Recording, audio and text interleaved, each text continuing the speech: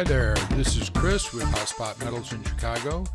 Today I'm going to take a few minutes to discuss beyond spot price and premiums, winning with modern collectible silver. I just want you to note that this is just my approach, my opinion, and not investment advice or a recommendation for any certain coin or dealer.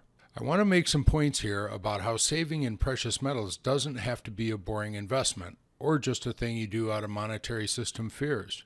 It can be very interesting and actually profitable if you are good at selecting the right modern coins and decide that you would like to turn them over for a quick profit rather than hold on to them for a long time. Compared to the expertise and money required to collect the right rare antique numismatic coins, being good and successful at collecting modern silver coins requires a relatively small amount of money, some common sense, and good taste. While you're watching this video, please take a moment to click the subscribe and bell button on YouTube to be alerted about our new upcoming videos.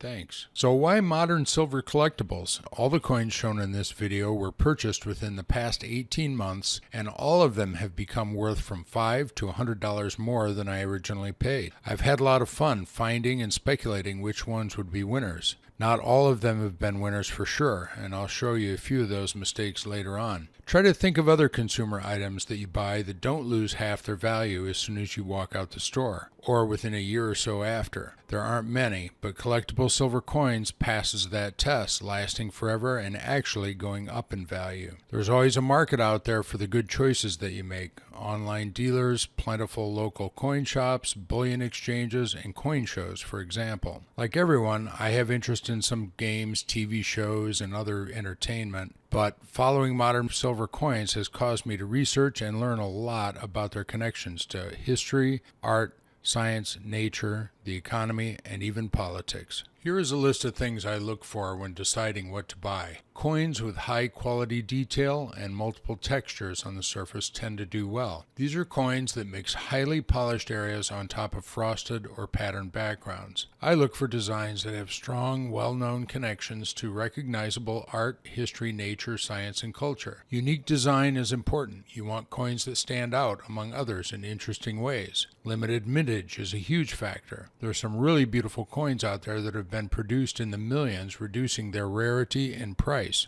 I especially like coins with mintages of 12,000 or less. These will be rapidly purchased in quantities by individuals and dealers, making them almost instantly unobtainable. Recognition is one of the bigger challenges, since you want a coin that any collector or dealer would recognize, but it can't be from such a tiny mint or limited mintage that nobody knows what it is. For this reason only, I avoid poured silver objects and coins from small home businesses, no matter how interesting they can be. Popular series, even those minted in the millions, can sometimes still be a good decision.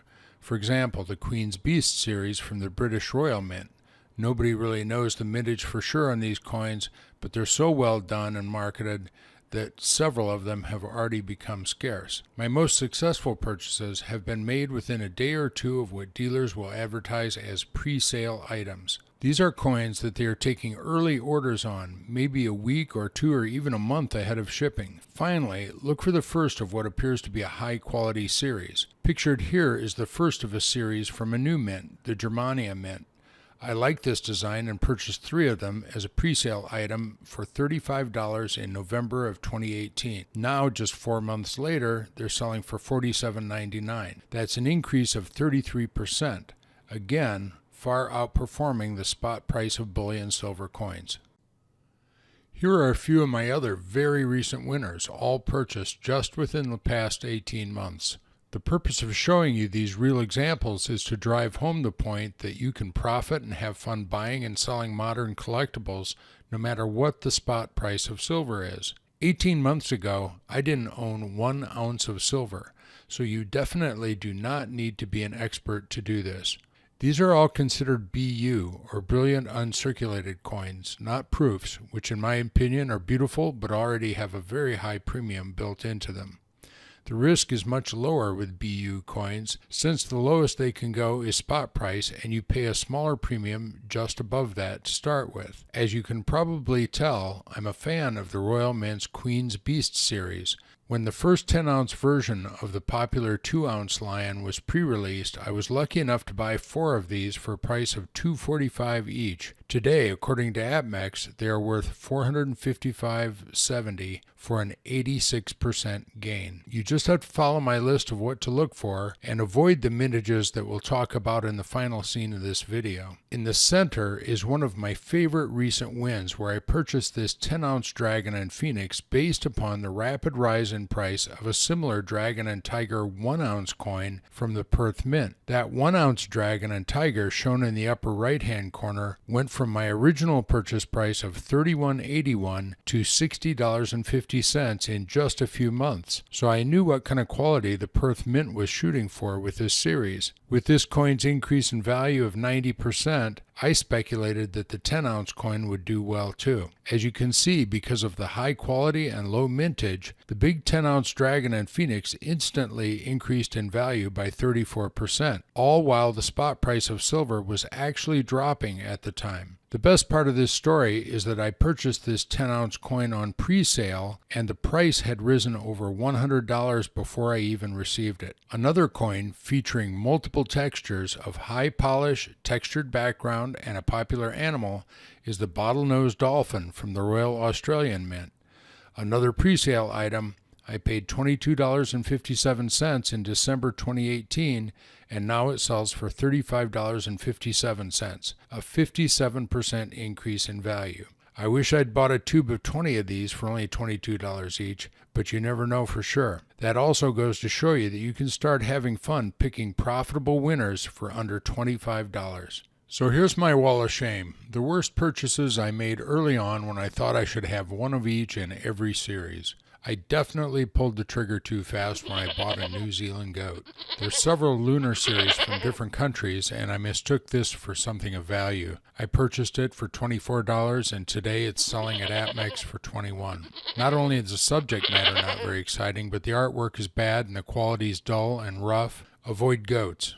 There aren't enough goat lovers out there. The worst of the worst can be some of the many Caribbean island coins. I haven't seen many of these become very valuable. I thought this leopard shark and barracuda were cool, and I paid about $21 each for them. They're listed by various dealers around for about $19 now, but I seriously doubt anyone would pay over spot price for them. They're as dull and flat as they appear in this picture, and they look like subway tokens. I couldn't resist completing the Marvel comic series with the last one, Captain America. I had purchased all the previous superheroes and was actually pretty impressed with the quality. Then Stan Lee, the creator of Marvel, died, and I thought that would boost the price of the whole series.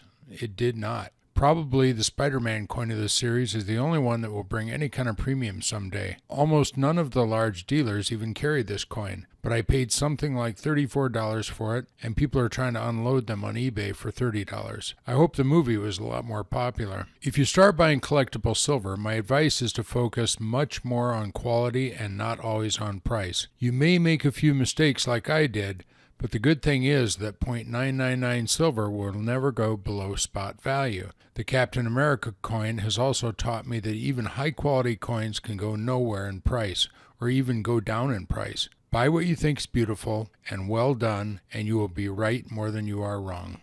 This is where things get kind of controversial, and I'm sure I'll get plenty of disagreement on my ideas about what to avoid. Remember I said up front, this is my approach and it's working for me. I gather new knowledge every day and love to think in new ways.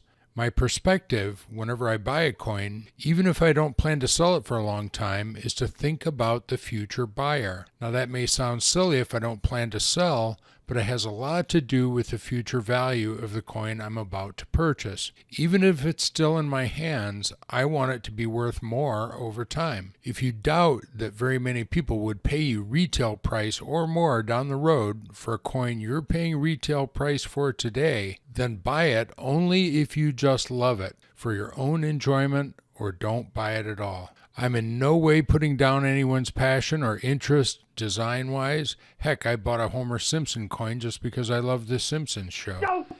It's better to own some silver than none at all, and if you enjoy a design, then buy it. Just go into it with the realization that you may not get more than spot price for it. I like my silver to serve the triple purpose of wealth preservation, potential resale profit, and easy convertibility to cash if I ever need it. Almost everything shown here has some value to someone, and a lot of it is very cool. But the problem is that it all has a very narrow market. If you take a bunny rabbit coin into a dealer, expect to get no more than spot value or possibly melt value, which could be just 90% of spot. A dealer would be stuck for years with a bunny rabbit coin, and the only guaranteed way for him to buy it from you and then make a profit selling it would be to sell it for melt. That's just the reality of it, no matter how cute the bunny is. I hope this video may have inspired some people looking for a new hobby or sideline business, or maybe it just helped you understand that there's an enjoyable angle to saving in silver besides just buying and storing bullion. This is Chris with HotSpotMetals.com signing off. Remember to stop by our site for live gold and silver charts and precious metals news.